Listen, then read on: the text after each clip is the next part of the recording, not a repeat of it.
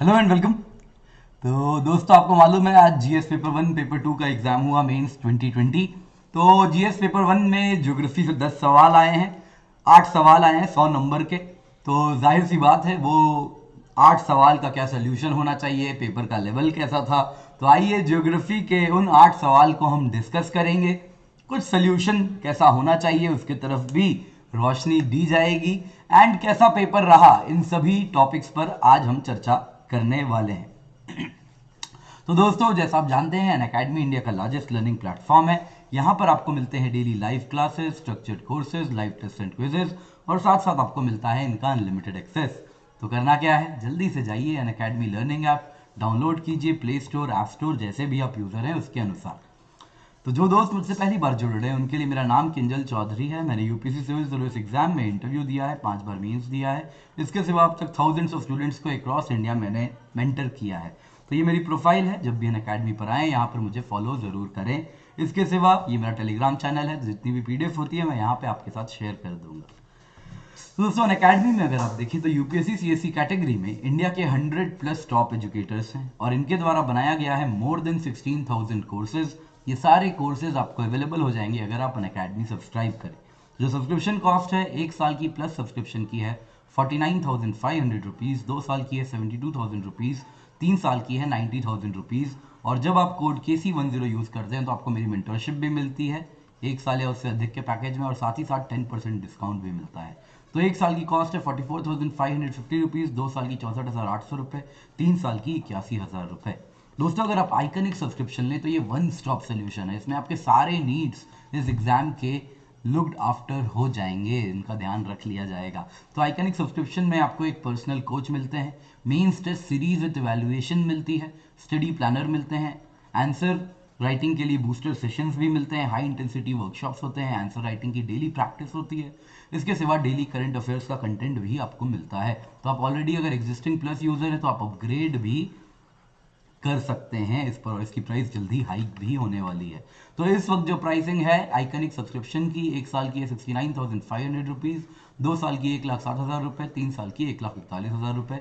और जब आप कोड KC10 यूज़ करते हैं तो आपको मेरी मेंटरशिप भी मिलती है अलॉन्ग विथ वो मेंटर जो आपको अनअकैडमी हम देने वाले हैं।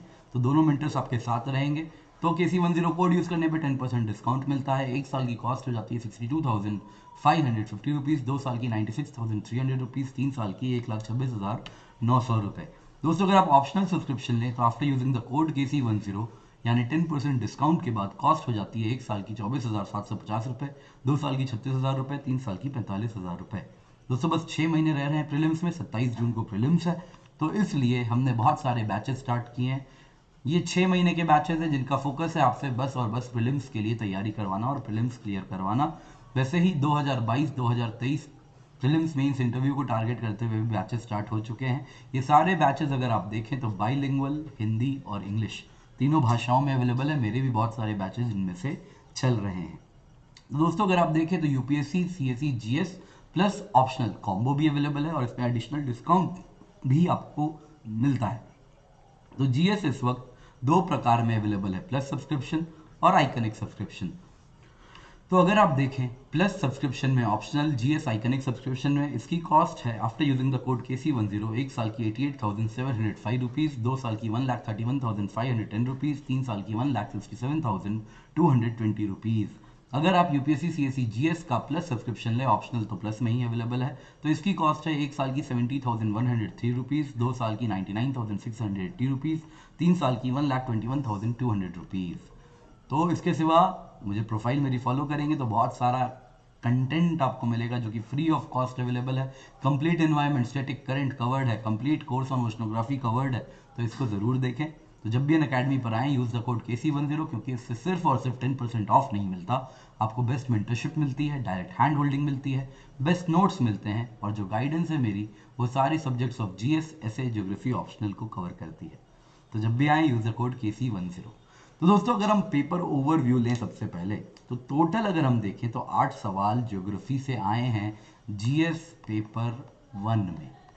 GS3 में भी आएंगे एग्रीकल्चर फूड सिक्योरिटी वाले टॉपिक्स, फूड प्रोसेसिंग इंडस्ट्रीज वाले टॉपिक्स से, लेकिन GS1 में इस वक्त 8 सवाल आ चुके हैं, और उनका वेटेज देखें तो 250 में 100 मार्क्स ज्योग्राफी से आए हैं, तो बहुत बड़ा वेटेज है। 4 सवाल 15 मार्कर थे तो 15 इंटू 4 60 मार्क्स हैं। 4 सवाल 10 मार्कर थे तो वो 40 मार्क्स के आए हैं। डिफिकल्टी लेवल कैसी है? मैं कहूँगा अनलाइक प्रीवियस टॉपिक्स, जब आपसे मेंटल प्लूम्स और ये सारी चीज़ें पूछी जाती थी, या फिर अलग अलग प्रोजेक्ट्स के बारे में, नासा के किसी मिशंस के बारे में ज्योग्राफी में पूछा गया था, तो उन दिनों की कंपैरिजन में पेपर इस बार सिंपल टू मीडियम रहा है। क्वेश्चंस देखें तो स्टैटिक पोर्शन से काफ़ी आए हैं, एंड यूजुअली वो टॉपिक्स हैं जो कि हम क्लास में कवर कराते हैं, स्टैटिक होता है, उनसे आपको मिलेगा डायरेक्टली एज इट इज़ पूछ के आ गया है आपके नोट्स से। अप्लाइड क्वेश्चंस भी आए हैं लेकिन बहुत प्रिडिक्टेबल थे वो। तो आपने अगर मेरी मेंस आंसर राइटिंग की क्लास की है तो मैंने कोर्सेज कराए थे, डेजर्टिफिकेशन पे आंसर राइटिंग कराया है, अर्बन फ्लड्स पे कराया है, रिवर इंटरलिंकिंग पे कराया है। तो ये सारे टॉपिक्स जो बहुत प्रिडिक्टेबल थे, तो ऑलरेडी प्रिडिक्ट हो गए थे, मैंने आपको तैयार भी कर दिया था इन पर। तो इन टॉपिक्स से पूछे गए हैं सवाल, तो काफ़ी प्रिडिक्टेबल सवाल मैं कह सकता हूँ। तो पेपर लेवल ज्योग्राफी की सिंपल टू मीडियम की तरफ रहेगी, ना कि medium to tough. Simple to medium था ये पेपर। क्वेश्चन का डिस्ट्रीब्यूशन देखें तो जियोमॉर्फोलॉजी से एक सवाल आया। जब आपसे सरकम पैसिफिक जोन के बारे में पूछा गया है तो आपको अच्छे से मालूम है सरकम पैसिफिक जोन यानी पैसिफिक रिंग ऑफ फायर की बात हो रही है। रिसोर्सेज से 3 सवाल आए हैं टॉपिक से। वाटर रिसोर्सेज पे एक सवाल आया है। एनर्जी रिसोर्सेज में सोलर एनर्जी से आया है। फॉरेस्ट रिसोर्सेज से टॉपिक आया है, ये भी प्रिडिक्टेबल था। तो आप देखें तो इस बार annual state of forest report आया था, तो वो जब बाईनियल होता है, स्टेट ऑफ फॉरेस्ट रिपोर्ट 2019 आई थी, तो उसके बेसिस पे इससे सवाल आना बनता था, जो कि आया है। इकोनॉमिक ज्योग्राफी से एक सवाल आई है, again traditional topic iron and steel industry से आई है। क्यों ये रॉ मटेरियल लोकेशन से दूर जा रहे हैं, इन पे पूछा गया है। मिसलेनियस देखे तो 3 टॉपिक थे। ये सारे टॉपिक्स रिवर इंटरलिंकिंग पे पहले भी पूछ चुके हैं, अर्बन फ्लडिंग पे पहले भी पूछ चुके हैं, तो ये दोनों तो पहले भी आए थे। और डेजर्टिफिकेशन इस बार बनता था क्योंकि दिल्ली डिक्लेरेशन हुई थी 2019 में, तो उसके बाद डेजर्टिफिकेशन टॉपिक हॉट फेवरेट हो गया था, तो हमने एक्सपेक्ट किया था। और मैंने आपको आंसर राइटिंग प्रैक्टिस के दौरान जो लेट्स क्रैक यूपीएससी सीएससी पे मैंने मीन्स की आंसर राइटिंग कराई थी, तो उसमें आपको मिल जाएगा। तो काफ़ी क्वेश्चन प्रिडिक्टेबल था। तो आइए अब एक एक करके सवाल को डिस्कस करते हैं। तो क्वेश्चन 4 था पहला ज्योग्राफी का क्वेश्चन कि geo physical characteristics of circum Pacific zone discuss करें। 150 वर्ड में लिखना है आपको। क्या करोगे, ये मैप बनाओगे, मैप बना के आप बोलोगे कि भाई ये देखो जो बाउंड्री है सरकम पैसिफिक वो कन्वर्जेंट प्लेट बाउंड्रीज हैं। कैसा कन्वर्जेंस है? ओशन ओशन कन्वर्जेंस है, कहीं पर ओशन कॉन्टिनेंटल कन्वर्जेंस है। ओशन कॉन्टिनेंटल कन्वर्जेंस हो रहा है तो एंडीज जैसे कॉर्डिलेरा टाइप फोल्ड माउंटेन्स बनते हैं। ओशन ओशन कन्वर्जेंस होता है तो आपको आइलैंड आर्क्स मिलते हैं। तो आइलैंड आर्क्स आप देखोगे तो फिलीपींस, जापान वगैरह, एलुशियन आइलैंड्स ये सारे बने हुए हैं, तो ये सारे आपको बताने थे। साथ में आप बोलोगे जब भी कन्वर्जेंस होगा तो ट्रेंचेस बनेंगे।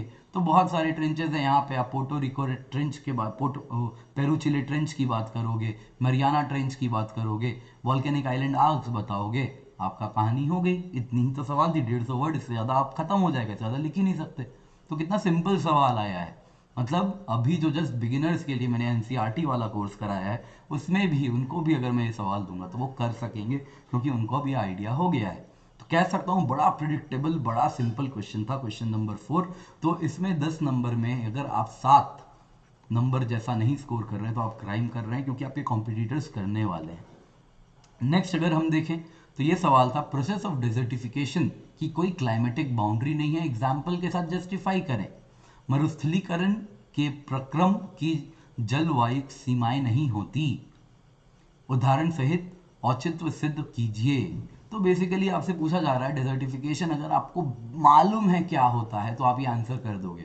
डेजर्टिफिकेशन का मतलब नहीं कि डेजर्ट बढ़ना। मैं हर बार मेंस आंसर राइटिंग की क्लास में 2 बार डेजर्टिफिकेशन टॉपिक कराया है, हर बार कहा है डेजर्टिफिकेशन मतलब ये नहीं कि बस नेचुरल एक्सपेंशन हो रहा है डेजर्ट्स का, बट क्या है जो ऑलरेडी एग्जिस्टिंग लैंड है यदि उसकी डिग्रेडेशन हो जाए एरिड, सेमी एरिड, ड्राई सब ह्यूमिड एरियाज में, तो वो डेजर्टिफिकेशन है। ये डेफिनेशन किसका है? मैंने नहीं दिया है साहब, ये UN CCD का desert UN convention to combat desertification का ये डेफिनेशन है। तो क्या है, कैसे कैसे सॉइल प्रोडक्टिविटी धीरे धीरे कम होती जाए, ऊपर की सॉइल थिन होती जाए, वेजिटेटिव कवर लॉस होता जाए, और ये क्लाइमेटिक वेरिएशन से भी हो सकता है, ह्यूमन एक्टिविटीज से भी हो सकता है। तो ह्यूमन कॉजल फैक्टर्स क्या हो सकते हैं? तो ओवर कल्टीवेशन कर दें, ओवर ग्रेजिंग कर दें, डिफॉरेस्टेशन कर दें, पुअर इरिगेशन प्रैक्टिस कर दें। तो इन सब से पुअर इरिगेशन से सॉइल सैलिनाइजेशन हो जाता है, या फिर वॉर हो जाए तो पूरा का पूरा ज़मीन डिग्रेड हो जाता है, कंटिन्यूअस ड्रॉट हो जाए, आप ग्राउंड वाटर बहुत ज़्यादा एक्सट्रैक्ट कर लो तो उससे भी हो सकती है। तो ये सारे कारण है, तो आपको कॉजेज बताने थे और साथ साथ आपको एक मैप बना देना था जिसमें आपको डिजर्टिफिकेशन करते हुए दिखानी थी, और यहाँ पे वेस्टर्न इंडिया आपको दिखा देना था। ऐसे मैप में, ऐसे आप मैप में लेबल कर देते कि यहाँ पे over exploitation of ground water, ऐसे टारगेट, ऐसे आप मैप में लेबल करते, over exploitation of ground water, poor irrigation, तो इससे क्या हो रहा है? सैलिनाइजेशन, सॉइल सैलिनाइजेशन, ऐसे लिख देना था आपको। फिर आपको ब्राजील में इस रीजन में हो रहा है तो आपको लिखना था फ्रीक्वेंट फॉरेस्ट फायर्स, लिख देने थे। फिर आपको ऐसे ही यहाँ पे अगर आपको मार्क करना है तो आपको लिखना था कि यहाँ पे कुछ रीजन्स हैं तो ग्लेशियल फैक्टर्स हैं। इसके सिवा आप देखो तो यहाँ पे ओवर ग्रेजिंग, जो ओवर ग्रेजिंग होती है यहाँ पे आप देखोगे तो जो ट्राइब्स रहते हैं, लाप्स, याकुट्स, इन्यूट्स, दुनिया भर के ट्राइब्स रहते हैं, ये लोग रेन डियर रखते हैं और उससे जितने भी पास्चर लैंड्स होते हैं उसकी ग्रेजिंग हो जाती है। तो ये ओवर ग्रेजिंग ज़्यादा एप्ट होता है सेंट्रल एशिया के लिए, ना कि यहाँ के लिए। तो यहाँ के लिए आपको लिखना था। तो वैसे ही यहाँ पे आपको वैसे ही आपको यहाँ पे अराल सी है, अराल सी के आसपास का रीजन लिखना था। तो पुअर इरिगेशन से आप दिखा सकते थे, पुअर इरिगेशन कॉटन कल्टीवेशन के टाइम। तो उस दौरान क्या हुआ, कॉटन कल्टीवेशन करने लग गए तो जितनी भी रिवर्स, अमूर दरिया और अलग अलग नदियां इसमें मिला करती थी उसको रोक दिया और वो पानी इसमें जाने बंद हो गई। तो आसपास का पूरा एरिया क्या हो रहा है, डिग्रेडेशन हो रही है। वैसे ही आप चाहो तो इस इलाके में झूम कल्टीवेशन लिख देना था आपको, झूम कल्टीवेशन या फिर शिफ्टिंग कल्टीवेशन। तो आप इस तरीके से पूरा मैप बना के एक बढ़िया आंसर बना सकते थे, बस थोड़ा सा ज्ञान। तो आपको कॉजेज लिखने थे, over grazing, deforestation, farming practices like heavy tilling, over irrigation, slash and burn agriculture, deforestation हो रहा है तो वो भी लिखना था, ब्राजील वाले इलाके में मार दीजिए अमेजन फॉरेस्ट में। अर्बनाइजेशन लिखिए, है ना, कैसे उससे क्या हो रहा है, आप लैंड को क्या कर रहे हो, कॉन्क्रीटाइज कर दे रहे हो। क्लाइमेट चेंज के भी एक फैक्टर है। तो फिर ओवर एक्सप्लॉइटेशन ऑफ रिसोर्सेज की बात करनी थी। वैसे ही आप नेचुरल डिजास्टर्स की बात कर सकते थे, फ्लड्स, ड्रॉट्स, लैंडस्लाइड्स। वैसे ही आप पुअर स्लोप मैनेजमेंट, तो हिमालयन एरियाज जितने भी हैं, इन हिमालयन एरियाज में आपको मारना था poor slope management, poor slope management, poor slope management. Western Ghats का भी वही है, poor slope management, faulty crop choices, tuber crops लगा देते हैं, फॉल्टी क्रॉप चॉइसेस। क्या कर रहे हैं हम, स्लोप्स में एक ऐसे डायग्राम बनाना था कि पेड़ लगाओ तो सिल्वी कल्चर करो तो सही है, लेकिन क्या किया जा रहा है, स्लोप्स में ट्यूबर क्रॉप्स लगा दिए जा रहे हैं, जिनको क्या किया जाता है, जमीन से उखाड़ दिया जाता है। ट्यूबर यानी आलू जैसे क्रॉप्स, और जब नदी आती है तो वो क्या करती है, पूरी मिट्टी बहाते हुए चली जाती है। तो ये सारी बातें ही तो आपको करनी थी। विंड इरोजन, वाटर इरोजन भी वैसे ही फैक्टर्स हैं। तो अलग अलग इन इलाकों में आपको विंड इरोजन की भी बात आप कर सकते थे। तो ये सारे फैक्टर्स हैं, तो अलग अलग क्लाइमेटिक रीजन्स में आपने दिखा दिया। डेजर्ट एरियाज में विंड इरोजन का रोल है, यहाँ पे एग्रीकल्चर ह्यूमन फैक्टर का रोल है। फॉरेस्ट फायर्स, ट्रॉपिकल एरियाज में भी झूम कल्टीवेशन फॉरेस्ट फायर्स का रोल है। तो ये इस प्रकार से आप एक बढ़िया आंसर लिख सकते थे। ये प्रेरी रीजन है, प्रेरी रीजन में आप लिखोगे फॉल्टी एग्रीकल्चर। तो इसमें एग्रीकल्चर की जब हम बात कर रहे हैं तो आप क्या लिखोगे, ओवर टिलेज, ओवर टिलेज से हो रहा है। तो आपको बेसिकली बस इतना जानना था और ये ज्ञान को मैप में दिखा देना था। इतना ही तो करना था इस सवाल में। तो सवाल कैसी थी, ये भी सिंपल थी, आपको 150 वर्ड में लिखना था। आप कहाँ से लिख पाओगे, मैप बनाओ, सब दिखा दो। एग्जामिनर मैप देखेगा खुश हो जाएगा, उसको इतना ही चाहिए था। चलिए नेक्स्ट सवाल, क्वेश्चन 6 आया था अगेन 150 वर्ड्स में। मेल्टिंग ऑफ ग्लेशियर्स की फार रीचिंग इम्पैक्ट है वाटर रिसोर्सेज ऑफ इंडिया पे। हिमालय के हिम नदों के पिघलने के का भारत के जल संसाधनों पर किस प्रकार दूरगामी प्रभाव होगा। तो ये आपको बताना है। तो आपको हिंदू कुश हिमालयन रीजन की बात करनी थी। जो हिंदू कुश हिमालयन रीजन है वहां पर अगर आप देखें तो कुछ डेटा आपको मालूम होना चाहिए। तो 8 कंट्रीज स्पैन करती है, अफगानिस्तान से लेके म्यांमार तक 4.2 मिलियन स्क्वायर किलोमीटर है। और यहाँ से 10 मेजर नदियाँ निकलती हैं लाइक इंडस, गंगा, ब्रह्मपुत्रा। और 250 मिलियन माउंटेन ड्वेलर्स हैं और लगभग 2 बिलियन पॉपुलेशन को सपोर्ट करती है डाउन स्ट्रीम यहाँ से निकलने वाली नदियाँ। और इंडिया में इसमें आप कह सकते हैं हाईएस्ट पॉपुलेशन है। तो 200 करोड़ लोगों की जीवन यापन इन नदियों के ऊपर निर्धारित है, इस पर वो डिपेंड करते हैं। 500 गीगावाट की हाइड्रो पावर पोटेंशियल है जो कि यूटिलाइज करनी है। तो आपको बताना था क्या होगा अगर ये पिघल जाएंगे, तो ग्राउंड वाटर लॉन्ग रन में क्या होगा, शॉर्ट रन में क्या होगा। जाहिर सी बात है, रिवर की रिजीम होती है, रिजीम यानी कितना पानी फ्लो कर रहा है। तो अगर हम देखें जो पानी फ्लो कर रहा है, इनिशियली तो ग्लेशियर्स मेल्ट करेंगे, तो इनिशियल 2050 तक एस्टिमेटेड है कि रिजीम बढ़ेगा। तो इस दौरान क्या होगी, इस दौरान फ्लड्स बढ़ेंगे, इस दौरान इरोजन माउंटेन्स में बढ़ेगी। उसके बाद क्या होगा, जब ग्लेशियर्स पिघल गए उसके बाद फाइनली क्या होगा, रिवर रिजीम आप देखोगे तो कुछ पानी कम हो जाएगी, पानी क्या हो जाएगी, उसके बाद कुछ कम होने शुरू हो जाएगी। तो ये क्या है, तो लॉन्ग रन में सरफेस वाटर क्या होने वाला है, शॉर्ट रन में तो इंक्रीज करेगा, हमने देखा क्योंकि ज़्यादा ग्लेशियर पिघल रहे हैं, लेकिन लॉन्ग रन में डिक्लाइन कर देंगे। और सरफेस वाटर ही तो सीप करके ग्राउंड वाटर में जाता है, अगर सरफेस वाटर डिक्लाइन करेगा तो लॉन्ग रन में ग्राउंड वाटर भी डिक्लाइन करेगी। शॉर्ट रन में देखें तो फ्लड्स आएंगे, इरोजन आएगी, इरोजन ज़्यादा होगी, इरोजन ज़्यादा होगी तो जाहिर सी बात है ग्राउंड वाटर रिचार्ज कम होगा, तो ग्राउंड वाटर भी कम होने वाला है। इसके सिवा आप सेक्टोरल एनालिसिस कर सकते थे। एग्रीकल्चर जो कि ग्रैंडरी ऑफ इंडिया है, इंडिया की बात हो रही है, तो एग्रीकल्चर सिस्टम को सबसे ज़्यादा पानी खींचती है। 90% ऑफ ग्राउंड वाटर एग्रीकल्चर में ही जाता है, तो उसको क्या हो जाएगा, पानी कम पड़ जाएगा, इंडस्ट्रीज के लिए पानी कम होगा। Domestic use, highest population density है अपने गैंजेटिक बेल्ट वाले, इंडो गैंजेटिक बेल्ट के रीजन में, तो वहां पर पानी कम होगी। वाटरवेज, नेशनल वाटरवे 1 है तो उसमें पानी नहीं, नेशनल वाटरवे 2, ये सारी की सारी पेरेनियल रिवर्स है, ग्लेशियल मेल्ट से चलती है, तो पानी कम हो जाएगी, वाटरवेज को प्रॉब्लम होगा। तो वे फॉरवर्ड देना था कि क्लाइमेट चेंज को कंट्रोल करना है। ब्लैक एंड ब्राउन कार्बन का बहुत बड़ा रोल है, जब वो स्नो के ऊपर बैठ जाते हैं तो इस वजह से एल्बिडो क्या हो जाती है, कम हो जाती है। तो आपको वे फॉरवर्ड में कुछ इसका बताना था कि हमें क्लाइमेट चेंज कंट्रोल करना है, पोल्यूशन, एयर पोल्यूशन कंट्रोल करनी है, तो इससे क्या होगा, हम ग्लेशियर्स को पिघलने से बचा पाएंगे और इस तरीके से इंडिया की वाटर सिक्योरिटी इंश्योर हो पाएगी। 10 मार्कर 150 वर्ड्स आराम से हो गया। नेक्स्ट सवाल था location of iron and steel industries पर।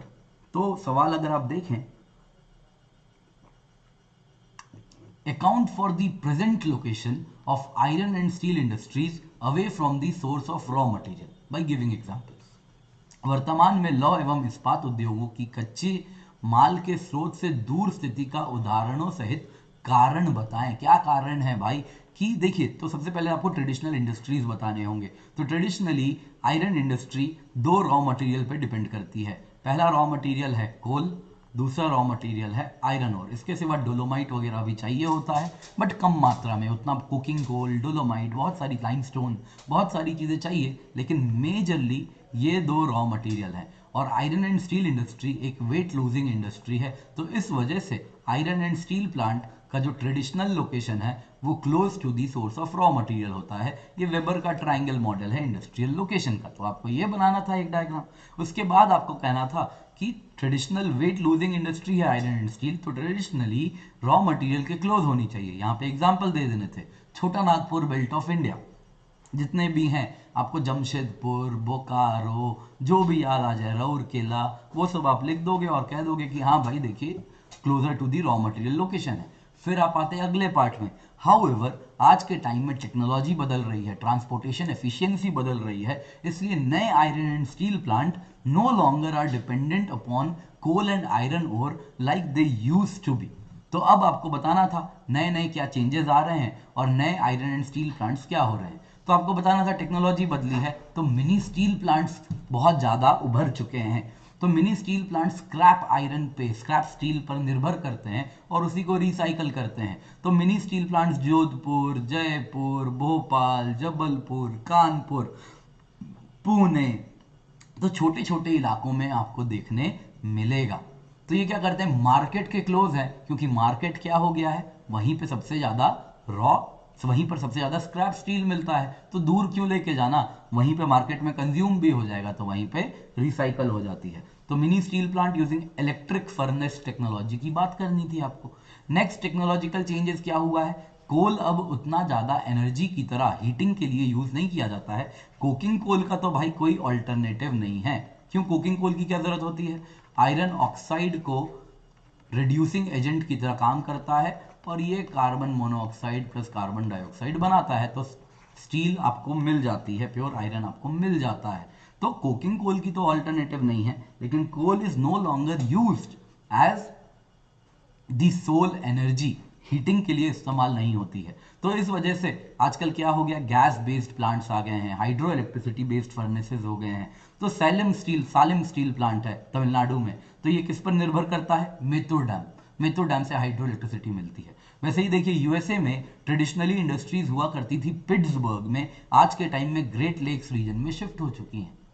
वैसे ही आप देखिए पोर्ट एफिशिएंसी, तो अपना विशाखापट्टनम स्टील प्लांट है, ये ट्रेडिशनल कोल बेयरिंग रीजन आयरन ओर दोनों से दूर है। आयरन ओर यहाँ से आप देखोगे तो धली राजरा कुछ छत्तीसगढ़ से आता, बैलाडीला से आता है, कुछ यहाँ से, तो बैलाडीला से आता है और यहाँ से एक्सपोर्ट होता है, सीधा जापान जाता है ये स्टील।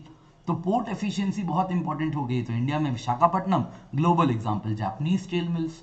जापान क्या है, वर्ल्ड का लार्जेस्ट स्टील प्रोड्यूसर चाइना है, फिर इंडिया है और थर्ड जापान आता है। तो जापान, वो ना उसके पास कोल है ना उसके पास आयरन ओर है, फिर भी ग्लोबली जापानीज स्टील प्रोडक्शन बहुत हाई है। क्यों, क्योंकि पोर्ट एफिशिएंसी, बहुत एफिशिएंटली वो लोग रॉ मटेरियल्स ला पाते हैं और स्टील बना पाते हैं। तो वो भी है, क्योंकि क्वेश्चन में आपसे कहीं नहीं पूछा है कि इंडिया का एग्जाम्पल दीजिए, तो सेफ रहने के लिए बेहतर है कि आप दोनों एग्जाम्पल दे दें, इंडिया भी और ग्लोबल भी। तो present location of iron and steel industries away from source of raw material, तो बेस्ट है आप दोनों एग्जाम्पल दें। तो एग्जाम्पल के साथ आपने दे दिया, कितना सिंपल क्वेश्चन है। तो ये तो ट्रेडिशनल सवाल है, आयरन एंड स्टील इंडस्ट्रीज तो फेवरेट होता है, हम पढ़ाते टाइम कराते ही कराते हैं। Next question. Interlinking of rivers can provide viable solution to the multi-dimensional interrelated problems of droughts, floods and interrupted navigation critically examine. यानी क्या करना है, आपको दोनों साइड्स बता देने हैं, क्या बेनिफिट्स है रिवर इंटरलिंकिंग का और क्या क्या चैलेंजेस होने वाले हैं रिवर इंटरलिंकिंग में। क्योंकि क्रिटिकली एग्जामिन है तो पहले आप पॉजिटिव जो पूछा गया है उसके बेनिफिट्स बताओगे, फिर लिखोगे हाउ एवर कुछ प्रॉब्लम्स हैं, तो आप उसके बारे में बोलोगे एंड आप आंसर कर सकते हो। तो ये सवाल तो भैया आया हुआ है, एक मैप बनाना था इंडिया के जितने भी रिवर इंटरलिंकिंग के मेजर प्रोजेक्ट्स हैं उनके बारे में आपको बोलना था और उसके साथ आपको कहानी शुरू कर देनी थी। तो ये तो पहले भी आया हुआ है, तो इस पर मैं ज़्यादा टाइम नहीं स्पेंड करूंगा। बेनिफिट्स ऑफ रिवर लिंकिंग जितना भी है, excess water surplus to drought prone areas में जाएंगे तो ड्रॉट मैनेजमेंट होगा। हाइड्रो पावर जनरेशन एस्टिमेट की जा रही है करीब 34 गीगावाट ऑफ इलेक्ट्रिसिटी प्रोड्यूस होगी। पॉल्यूशन कंट्रोल होगा क्योंकि पानी में इकोलॉजिकल फ्लो बना रहेगा। उन नदियों में जिसमें पानी कम हो जाती है तो पॉल्यूशन की मात्रा बढ़ जाती है, तो डिजॉल्व ऑक्सीजन कम हो जाता है, तो वो नहीं होगा, तो एक पानी की लेवल इकोलॉजिकल फ्लो मेंटेन रहेगी, नेविगेशन में भी काम आएगा, फॉरेस्ट एंड फिशरीज के लिए भी काम आएगा, वाइल्ड लाइफ प्रोटेक्शन के काम आएगा। वाइल्ड लाइफ को पन्ना में ऐसा एस्टिमेट है, वैसे तो कह रहे हैं कि पन्ना डूबेगा, है ना, जब रिवर इंटरलिंकिंग होगी केन बेतुआ नदी की। केन बेतुआ आपने सुना होगा, तो केन बेतुआ जब इंटरलिंक हो रही है, बेतुआ वेस्ट में है, केन ईस्ट में है, तो यहाँ पर आप देखो तो पन्ना टाइगर रिजर्व आ रहा है। तो पन्ना टाइगर रिजर्व का कुछ पार्ट डूबेगा क्योंकि रिजर्वायर बन रहा है, लेकिन वहाँ पे ऐसा भी एस्टिमेट है कि टाइगर्स को आप देखोगे तो वहाँ के जो एनिमल्स हैं उनको पानी की सप्लाई मिलेगी, तो ओवरऑल उनकी इकोलॉजिकल उनको बेनिफिट होगा, तो टाइगर की भी पॉपुलेशन बढ़ेगी, तो वाइल्ड लाइफ प्रोटेक्शन भी हो सकता है, इरिगेशन फैसिलिटीज आएंगी, इनलैंड वाटर ट्रांसपोर्ट अच्छा होगा। इसके सिवा एक defence and security of country में काम आएगा क्योंकि एडिशनल वाटर लाइन होगा डिफेंस का। लेकिन चैलेंजेस भी हैं, प्रोजेक्ट फिजिबिलिटी, इतने पैसा कौन देगा, इन्वायरमेंटल इम्पैक्ट है कि इतने बड़े इलाके में जंगल डूबेंगे, उनका क्या, सोसाइटी पे इम्पैक्ट है, इतना ज़्यादा रिहैबिलिटेशन होगा, डिस्प्लेसमेंट ऑफ पीपल होगा, फ्लड्स को कैसे कंट्रोल करोगे। हमने थियोरेटिकली इतने सारे डैम्स बनाए हैं, लेकिन फ्लडिंग अभी भी होती रहती है ओडिशा वेस्ट बंगाल में, तो जरूरी नहीं है फ्लड्स पे आप पा पाओ। इसके सिवा इंटर स्टेट डिस्प्यूट्स और बढ़ जाएंगे, इंटरनेशनल डिस्प्यूट्स हो सकता है, बांग्लादेश में ब्रह्मपुत्र का पानी जाता है, इतनी सारी नदियां हैं, ब्रह्मपुत्र, तीस्ता बांग्लादेश जाता है, इंडस का पानी पाकिस्तान जाता है, तो इंटरनेशनल डिस्प्यूट्स होंगे। तो ये सारे इश्यूज भी आपको एड्रेस करने थे, यही तो पूछा गया था इसमें, और क्या पूछा है। नेक्स्ट देखिए अगर आप क्वेश्चन 15, तो huge flooding of million cities in India, million cities यानी बिलियन पॉपुलेशन वाली cities in India including the smart ones, क्या कारण है भारत में 10 लक्षीय नगरों जिनमें हैदराबाद एवं पुणे जैसे स्मार्ट सिटीज भी सम्मिलित हैं, उनमें बाढ़ के व्यापक कारण बताइए, स्थायी निराकरण के उपाय भी सुझाइए, लास्टिंग रिमेडियल मेजर्स भी बताइए। तो factors contributing basically urban flood का सवाल मैंने इसी बार कराया था, याद कीजिए, देख लीजिए, यही सवाल आपको दिखेगा एज इट इज, ये वाला पार्ट मैंने उठा के डाल दिया। क्या कारण है, ह्यूज फ्लडिंग क्यों होती है, तो मेट्रोलॉजिकल फैक्टर क्या है, हाइड्रोलॉजिकल फैक्टर क्या है, ह्यूमन फैक्टर क्या है, उठा के डाल दिया आपको, देख लीजिए क्या क्या कारण है। तो इन सारे कारणों से अर्बन फ्लडिंग होती है। heavy rainfall, cyclonic storms, small scale storms, cloud burst, glacial lake outburst flood, अगर पहाड़ी सिटी है तो शिमला विमला टाइप की कोई भी पहाड़ी सिटी है। हाइड्रोलॉजिकल फैक्टर होता है, क्या होता है कि आप पूरा का पूरा एरिया को कॉन्क्रिटाइज कर देते हो, ग्राउंड वाटर रिचार्ज नहीं होता है तो सरफेस फ्लो होने लगता है, इन्फिल्ट्रेशन नहीं होता पानी का। वैसे ही आप देखो तो लैंड यूज चेंजेस हैं, आप क्या कर रहे हो, सरफेस को सील कर दे रहे हो, इंक्रोच कर जाते हो फ्लड प्लेन को, तो बहुत बड़ा प्रॉब्लम है। लो लाइंग एरियाज में आप देखोगे स्लम्स बन जाते हैं, अगर लो लाइंग वो बाढ़ जहाँ पे आती है, बाढ़ वाले इलाके हैं वहाँ पर लोग स्लम्स बना लेते हैं, सबसे पहले डूबते हैं। फ्लड मैनेजमेंट का इंफ्रास्ट्रक्चर नहीं है, क्लाइमेट चेंज का रोल है, एक्सट्रीम वेदर इवेंट्स हो रहे हैं, कोस्टल सिटीज है, साइक्लोन्स आ रही है, क्लाउड बर्स्ट हो रहा है, अर्बन हीट आइलैंड इफेक्ट है जिस वजह से बारिश ज़्यादा हो जा रही है, अचानक से डैम से पानी छूट जाता है, डैम मैनेजमेंट नहीं हो रहा, केरला के फ्लड्स के पीछे जो कारण थे, सॉलिड वेस्ट प्रॉपर मैनेज नहीं होता, तो स्टॉर्म वाटर ड्रेन्स जो हैं वो क्या हो जाते हैं, ब्लॉक हो जाते हैं। तो यही सारे कारण हैं, पुणे हो कि हैदराबाद हो कि कोई भी सिटी हो, कारण यही है अर्बन फ्लड का, आपको यही लिखना था। रिमेडियल मेजर्स क्या है इसके लिए, तो अर्बन लोकल बॉडीज को एम्पावर कीजिए डिसीजन मेकिंग में, एंड जब वो पॉलिसी बना रहे हैं, प्लानिंग कर रहे हैं, तो उसी टाइम पे urban local bodies flood mitigation infrastructure भी प्लान करें, अर्बन डिजाइन एंड प्लानिंग को वाटर सेंसिटिव बनाएं।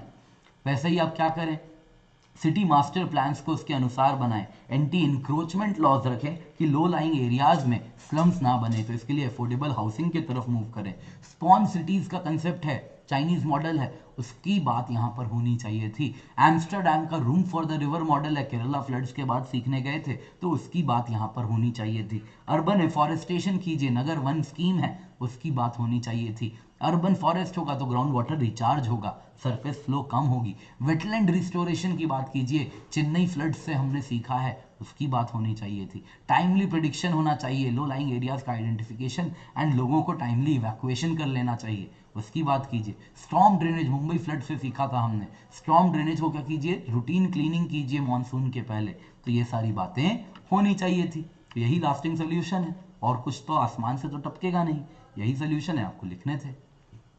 नेक्स्ट सवाल है, इंडिया का इमेंस पोटेंशियल है सोलर एनर्जी पे, दो इनके रीजनल वेरिएशन है डेवलपमेंट में। इलैबोरेट, इलैबोरेट यानी इसको एक लाइन में लिखा है, इसको 250 वर्ड में बड़ा कीजिए, तो लिख दीजिए भाई यहाँ इंडिया का इमेंस पोटेंशियल है। क्यों, क्योंकि इंडिया ट्रॉपिकल कंट्री है, ट्रॉपिकल कंट्री है तो इंडिया का ऐसा पोटेंशियल माना जाता है 5000 trillion kilowatt hour per year की एनर्जी इंडिया में सोलर एनर्जी इंसिडेंट होती है, लैंड एरिया पर पड़ती है। और इंडिया में पर एरिया अगर आप देखें, मोस्ट पार्ट्स इंडिया में 4 to 7 किलोवाट आवर पर स्क्वायर मीटर पर डे की सोलर इंटेंसिटी इंडिया में पड़ रही है। तो हाँ भाई, इंडिया की पोटेंशियल तो बहुत ह्यूज है, लेकिन रीजनल वेरिएशन है डेवलपमेंट में। तो एज ऑन 31 मार्च 2020 अगर आप देखें तो बहुत ज़्यादा रीजनल वेरिएशन दिखता है। तो कर्नाटका सबसे बड़ा प्रोड्यूसर है सोलर एनर्जी का 7100 मेगावाट पे, तेलंगाना अगर हम देखें तो सेकंड नंबर पे आता है 5 गीगावाट, फिर राजस्थान आता है 4400 मेगावाट पे या फिर 4.4 गीगावाट पे, फिर आंध्रा आता है 3470 मेगावाट पे,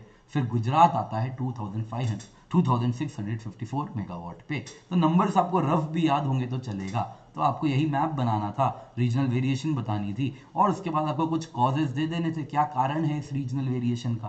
तो रीजनल वेरिएशन के कॉजेज आप दे सकते थे कि भाई राजस्थान में तो इसलिए इतना ज़्यादा है क्योंकि अपने पास क्या है, डिजर्ट स्टेट है, डिजर्ट स्टेट है तो अपने पास लैंड अवेलेबिलिटी की कोई कमी नहीं है, बैरन लैंड बहुत है जहाँ पर सोलर इंसिडेंस होता रहता है, तो वहाँ पे सोलर प्लांट लगाएंगे भाई बिंदास।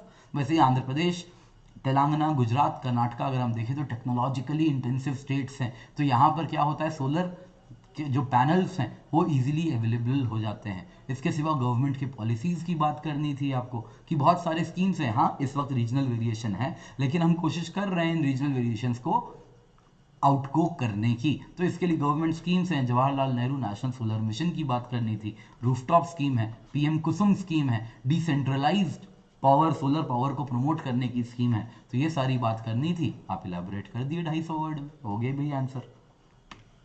नेक्स्ट अगर आप देखें तो क्वेश्चन आया था, examine the status of forest resources of India and it's resultant impact on climate change. Bharat के वन संसाधनों की स्थिति एवं जलवायु परिवर्तन पर उसके परिणामों, प्रभावों की परीक्षण कीजिए। याद रखिए जो सेकंड पार्ट है ये examine the status of forest resources of India इसीलिए आया क्योंकि इस बार आप देखो तो status of state of forest report 2019 छपी थी, तो इसलिए ये सवाल तो बनता था और ये सवाल करवाया भी था। दूसरा पार्ट आप अगर देखो तो इसका resultant impact on climate change, यानी फॉरेस्ट का क्या इंपैक्ट है क्लाइमेट चेंज पे, उसकी बात करनी थी। तो पेरिस में, पेरिस कन्वेंशन में, पेरिस क्लाइमेट डील में हमने कुछ एनडीसी दिया है, हम 2.5 से 3 billion ton of carbon dioxide equivalent sequester करेंगे, तो वो वाली बात यहाँ पूछी जा रही है। तो आपको जब status of forest resources of India को एग्जामिन करना था तो आपको क्या लिखना था, स्टेट ऑफ फॉरेस्ट रिपोर्ट 2019 की जो टॉपिक्स हैं उनको लिख देना था कि हाँ भाई total forest and tree cover 24.56% of geographical area है, टोटल फॉरेस्ट कवर उसमें 21.67% है, ट्री कवर 2.89% है। पिछले 2 साल की तुलना में इस बार आप देखें तो फॉरेस्ट एंड ट्री कवर 0.65% से बढ़े हैं, जिसमें फॉरेस्ट कवर अकेला 0.56% से बढ़ा है और 1.29% ऑफ ट्री कवर भी बढ़ी हुई आपको दिख जाएगी। टॉप 5 स्टेट्स क्या हैं आपको मैप बनाना था, दिखा देना था, कर्नाटका, आंध्र प्रदेश, केरला, जम्मू कश्मीर, हिमाचल प्रदेश, जिनमें फॉरेस्ट कवर इंक्रीज हुई है, तो यही है एग्जामिन दी स्टेटस। फिर आपको वेरी डेंस फॉरेस्ट कितने हैं उनकी बात करनी थी, तो आप अगर देखो तो 3% ऑफ फॉरेस्ट ही क्या है, वेरी डेंस फॉरेस्ट है। मॉडरेटली डेंस फॉरेस्ट कितने हैं, 9.39% है। ओपन फॉरेस्ट कितने हैं, 9.26% है। स्क्रब फॉरेस्ट कितने हैं, 10% है। और बाकी नॉन फॉरेस्टेड एरिया कितना है, 76.92% है। और इंडिया के फॉरेस्ट टाइप्स एनसीईआरटी में आपको मैप मिल जाएगा, उठा के चिपका देना था इंडिया के कितने फॉरेस्ट टाइप्स हैं, तो हो गया आपका पहला पार्ट ऑफ आंसर अच्छे से हैंडल हो गया। सेकंड सवाल था कि क्या इसका इंपैक्ट है ऑन क्लाइमेट चेंज, फॉरेस्ट का इंपैक्ट ऑन क्लाइमेट चेंज। याद रखिएगा क्लाइमेट चेंज का इंपैक्ट ऑन फॉरेस्ट नहीं पूछा जा रहा, तो यहाँ पे आपको बताना था कि हाँ भाई total carbon stock in country कितना है, 7124.6 मिलियन टन है। Again state of forest report से ही है ये, आपको जो डेटा मैं दे रहा हूँ आपको कराया है।